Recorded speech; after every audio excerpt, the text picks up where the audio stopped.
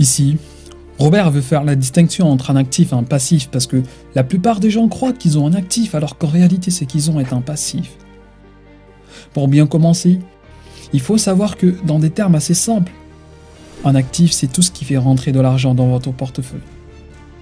Un passif, c'est ce qui fait sortir de l'argent de votre portefeuille. Il dit que si vous voulez devenir riche, n'achetez que des actifs. Il le reprend par le schéma suivant. Un actif suit ce cycle et il va dans le portefeuille revenu.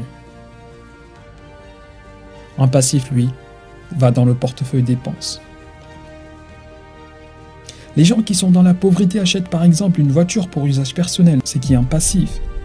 Cet achat va dans le portefeuille dépenses parce qu'il faut les frais d'entretien, plus de l'assurance, le financement, le caractère dégressif de la voiture parce que chaque année la voiture perd en valeur.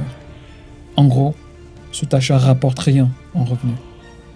Ils achètent aussi une maison qui croit à tort être un actif, alors que Robert estime qu'acheter une maison pour y habiter est un passif, parce qu'il y a tant de frais d'entretien, l'assurance, l'hypothèque, les taxes, et que si vous êtes un employé et achetez une maison pour y habiter, vos efforts au travail se concentrent dans les 3 scénarios suivants.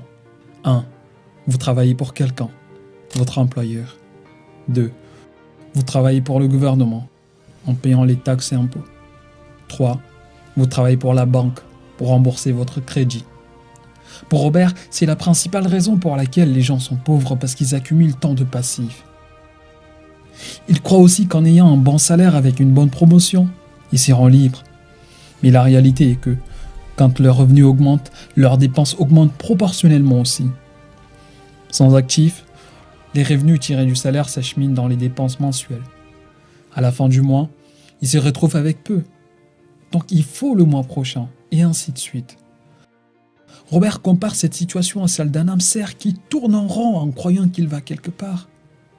Mais quand viendra demain matin, il sera toujours dans sa cage. Alors que les riches de leur côté remplissent la case des actifs. Ils achètent par exemple des maisons pour les louer. C'est qu'ils les génèrent des revenus tous les mois dans le portefeuille revenu. Ou encore des actions qui leur génèrent des dividendes. Ou encore achètent et revendent des biens avec un plus-value. Plus ils accumulent des actifs, plus leur liberté financière est garantie.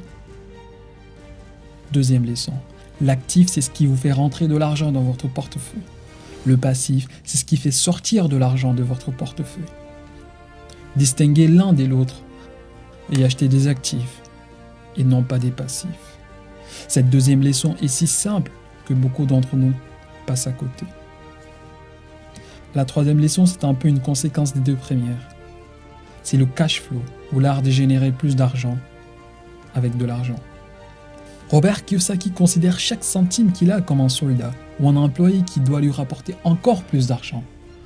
Chaque revenu qu'il tire de sa colonne d'actifs doit être réinvesti pour générer plus d'actifs qui génèrent encore plus d'actifs, et ainsi de suite.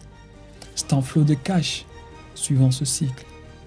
Et vous atteignez votre liberté financière lorsque vos revenus mensuels provenant de vos actifs sont supérieurs à vos dépenses et réinvestir ce qui vous reste après vos dépenses dans la colonne d'actifs. C'est là l'enseignement principal qu'il faut retenir de Père riche, Père pauvre. Robert va rajouter quelques éléments qui sont tout aussi importants que les 3 premières leçons. Premièrement, qu'il faut continuer à apprendre et développer votre intelligence financière. Il lui est arrivé un jour de trouver un immeuble à vendre pour 1 million et quelques et que lui n'avait pas l'argent qu'il faut pour acheter, mais savait que l'immeuble pourrait se revendre 2 millions et plus. Il fait au vendeur un apport de 100 000 euros. Va trouver quelqu'un d'intéressé par le bien qui lui aurait payé ces 100 000 euros plus une commission de 40 000 euros. Deuxièmement, il a appris aussi que l'intelligence financière permet aux riches d'imputer leurs dépenses personnelles sur les dépenses de leur entreprise et non pas comme des dépenses personnelles. C'est qui leur permet de payer moins de taxes. Ces exemples symbolisent pour lui l'intelligence financière qui est la synergie de la comptabilité, de l'investissement, de la loi et du marketing. Comprendre la loi, c'est comprendre comment fonctionne la réglementation sur l'impôt, les taxes de son pays. Comprendre le marketing, c'est comprendre comment pouvoir vendre une idée, un potentiel. L'investissement, c'est différencier les actifs des passifs et acheter des actifs Dégager une marge brute d'autofinancement, dépenser et réinvestir la différence dans encore plus d'actifs.